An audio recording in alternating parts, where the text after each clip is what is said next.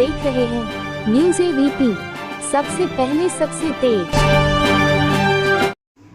और turbo machinery और hybrid आपका माइक्रोग्रिड सिस्टम, सर इसमें मैंने काम किया। सर अभी आपने यूपी के मुख्यमंत्री योगी आदित्यनाथ से मुलाकात की। जनपद की किन किन समस्याओं को लेकर आपसे चर्चा हुआ? पहली बात तो मुख्यमंत्री का मैं बहुत आभार करता हूँ, आदरणीय योगी महाराज जी। उनसे मेरी बहुत अच्छी वार्ता हुई और उनसे चूँकि मैं साइंस डोमेन का हूँ, बहुत दिनों से बलिया में इंजीनियरिंग कॉलेज का मांग चल रहा था और मुख्यमंत्री जी का मैं आभार भी व्यक्त किया, उन्होंने हमको मेडिकल कॉलेज दिया बलिया के लिए। इसी संदर्भ को आगे बढ़ाते हुए मैंने इंजीनियरिंग कॉलेज और रिसर्च सेंटर का मैंने मांग किया था और मुख्यमंत्री जी ने कहा कि अभी मेडिकल कॉलेज जो है अभी लंबित है, चल रहा है और उसका बजट अभी पास हुआ है। जैसे जैसे उसका कार्य प्रगति होगा, साथ में जो है हम इंजीनियरिंग कॉलेज के भी बातों को आगे हम लोग करेंगे, नेक्स्ट चरण में उसको देखेंगे। बलिया में इंजीनियरिंग कॉलेज न होने से छात्रों को कितना दिक्कत हो रहा है और अब तक यहाँ के जनप्रतिनिधि कर क्या रहे हैं? बलिया के जितने भी छात्र हैं उनको पढ़ने के लिए बलिया से बाहर, बलिया का उत्तर प्रदेश से बाहर जाना पड़ता है बच्चों को। लेकिन अगर यहाँ पे इंजीनियरिंग कॉलेज रहता तो बलिया के लड़के अपना जो है रिसर्च इंजीनियरिंग डोमेन में जो करना चाहते हैं वो सब अच्छे से यहाँ कर सकते हैं और अपने मूलभूत सुविधाओं का जो है लाभ उठा सकते हैं। यहाँ पे इंजीनियरिंग कॉलेज होने से रोज़गार की भी व्यवस्था हो पाएगी, रोज़गार को एक नया आयाम मिलेगा और व्यवस्थाएं आगे बढ़ेंगी। इंजीनियरिंग कॉलेज न होने के कारण हमारे बलिया के जितने भी छात्र हैं उनको बहुत पीड़ा हो रही है और बहुत वो परेशान हो रहे हैं इन सब चीज़ों से। सर, आप इस क्षेत्र में उतरे हैं, पहले क्या करते थे और इस क्षेत्र में उतरने का आपका उद्देश्य क्या है? मैं आपको पहले भी अवगत कराया हूँ कि मैं इटली में एज ए रिसर्चर काम करता था और लो एमिशन टेक्नोलॉजी, पर्यावरण से जितने भी क्लाइमेट चेंज का बहुत बड़ा मुद्दा है ग्लोबल लेवल पे। इवन आपने सुना होगा तो ग्लोबल लेवल पे 420 ppm पार्टिकल्स पर मिलियन जो है आपका एटमॉस्फेयर में कार्बन है और उत्तर प्रदेश की बात करें तो 400 जो है 25 के आसपास चल रहा है, जो कि आने वाले समय में बहुत हानिकारक होगा। अभी भी हानिकारक है, आने वाले समय में बहुत हानिकारक होगा।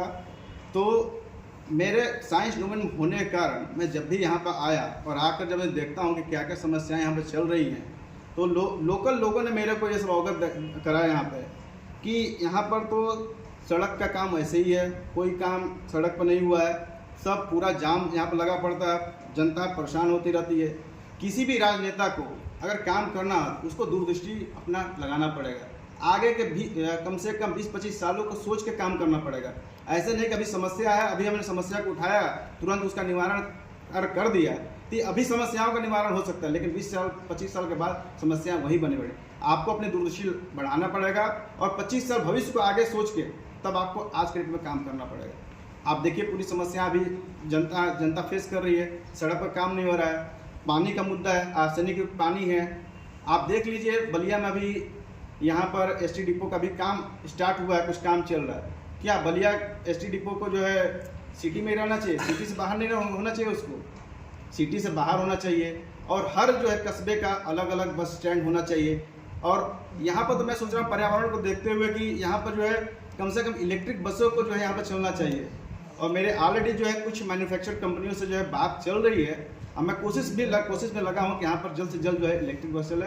और यहाँ पर मैं आगे कुछ और भी उच्च स्तरीय नेताओं से मेरी बात हुई है तो मैं उसको आगे बढ़ाऊँगा, किस तरह से आगे काम करना है डेवलपमेंट के लिए। और इवन परिवहन मंत्री से भी मेरी जब मुलाकात होगी उनको भी अवगत कराऊंगा इस चीज़ के लिए। बलिया की भोली भाली जनता ने तमाम जनप्रतिनिधियों को सेवा करने का मौका दिया। वो जनप्रतिनिधि केवल विकास की ढिढोरा पीट रहे हैं कि बलिया में हर वो विकास हो गया है जो होना चाहिए। आप बलिया के विकास को कैसे देखते हैं? मैं देश विदेश हर जगह जा चुका हूँ और विकास की डिफिनीशन जो है अगर किसी से पूछा जाए तो वो जाकर पहले कम से कम देख के आएँ कि यहाँ विदेशों में भी देख के आएँ और अपने मेट्रोपॉलिटन सिटी में देख के आएँ कि विकास होता क्या है। विकास का मतलब ये नहीं है कि आप जो है यहाँ पर एक कुछ खड़ा कर दीजिए विकास हो गया, इससे कुछ नहीं होता। विकास का मतलब कि हर एक जनता के पास उसके पास ऐसी कैपेबिलिटी हो कि वो अपनी समस्याओं के लिए किसी नेता के पीछे न घूम के अपने खुद जो है अपना खुद काम कर सके।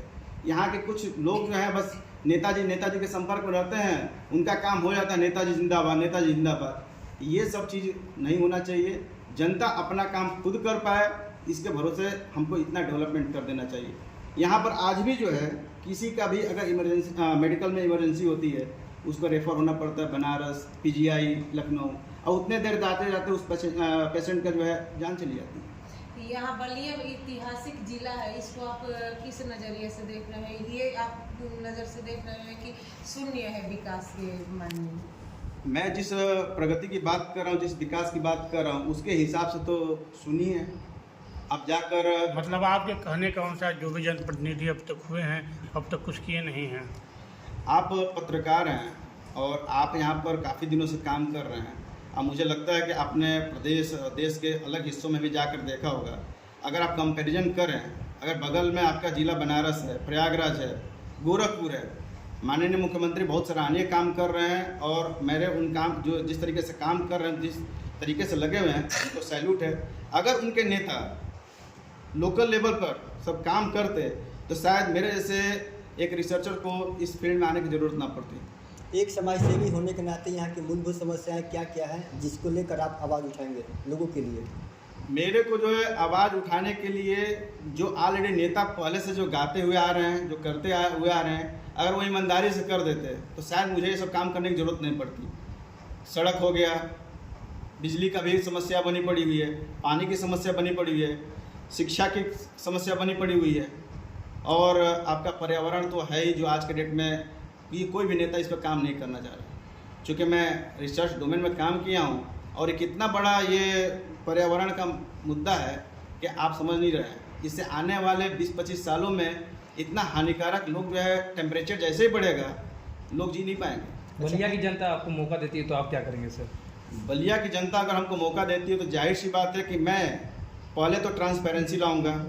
ट्रांसपेरेंसी जो डिजिटल डिस्प्ले लगेगा कि कितना फंड आ रहा है, कितना फंड विधायक निधि खाते में आ रहा है, और उसमें जो है क्या क्या काम हुआ है, at least weekly twice, otherwise monthly जो है ट्वाइस, इसको डिस्प्ले को 24 घंटे